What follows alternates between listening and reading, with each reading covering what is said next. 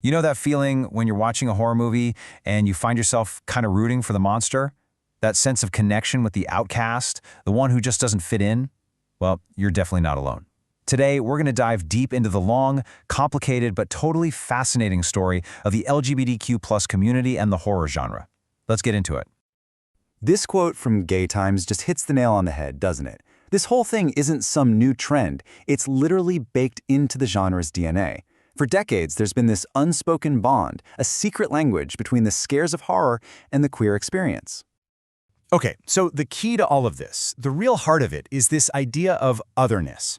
I mean, just think about the classic monsters, right? Dracula, Frankenstein's monster, the Wolfman. They're powerful, sure, but they're also feared. They're forced to live with a secret identity, completely outside the bounds of so-called normal society. And that theme, that feeling of being different, of being an other, well, it's been a really powerful mirror for queer audiences who, for so long, have felt that exact same way. For the longest time, this connection was exactly that, a secret, something hidden away in the shadows of the movie theater.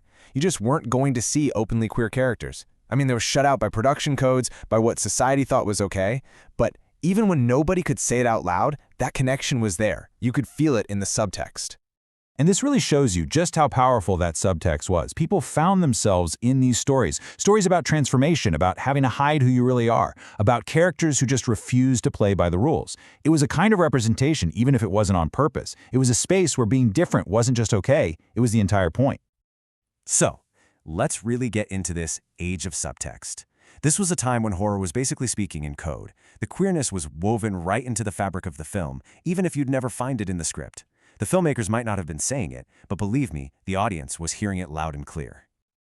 Oh, man. Take The Hunger. This movie is just dripping with homoerotic energy. That dark, glamorous, gothic aesthetic, it became a huge influence. It was so much more than just a vampire movie. It was a whole mood, a style, and a coded story about desire that you weren't supposed to talk about. And it resonated like crazy. And then you've got Freddy's Revenge. You know, when it came out, the reviews were not great, but now it's been totally reclaimed as a queer horror classic. And why? Because as Gay Times put it, the movie is camp as fuck. I mean, from scenes in leather bars to basically having a male final girl, the subtext here wasn't just whispering, it was practically screaming. And of course, we have to talk about the craft. It's such a perfect metaphor for the queer experience.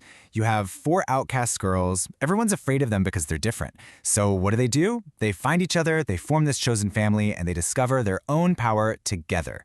For so many queer kids, that coven was a mirror for their own journey, of finding your people and learning to love the very things that made you an outsider. And this timeline, wow, it really lays out how fast things have changed. I mean, look at this. We go from coded subtext in '85 with Freddy's Revenge to the first ever gay slasher in 2004. Then, boom, we jump to a huge mainstream blockbuster like Fear Street in 2021. And now in 2024, we have this critically acclaimed film from a trans filmmaker. The pace isn't just picking up, it's absolutely exploding. Which brings us to, right now, to the modern era, where horror has finally officially come out of the closet. The secret's out. The subtext is now just text. Horror isn't trying to code queer stories anymore. It's putting them front and center and celebrating them. A massive turning point here was Hellbent. People often call it the first real gay slasher, and for good reason. This film wasn't hiding anything. It was unapologetically queer. It follows 5 gay men on Halloween, and yeah, it was a low-budget indie film, but its impact? Huge. It kicked the door wide open for so many movies that came after. And that leads us to today. And honestly, you can only describe what's happening as a modern-day renaissance for queer horror. We're seeing all these movies where LGBTQ plus characters aren't just the sidekick or, worse, the punchline. No, they're the heroes, they're the villains, they are the absolute heart of the story. You absolutely cannot talk about this renaissance without bringing up Netflix's Fear Street trilogy. This was a total game changer. It wasn't some little indie film, this was a massive mainstream blockbuster event. And it had a lesbian romance right at its center. It proved once and for all that queer stories could be epic, they could be terrifying, and they could be a huge hit. Another incredible moment was the Hellraiser reboot in 2022. They cast the amazing trans actress Jamie Clayton as the new Pinhead.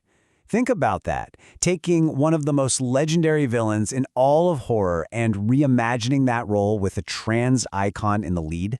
That was such a powerful statement about who gets to be a horror icon. This slide right here really puts it all into perspective. Look at the difference. In 1996, The Craft gave us this powerful queer allegory, right?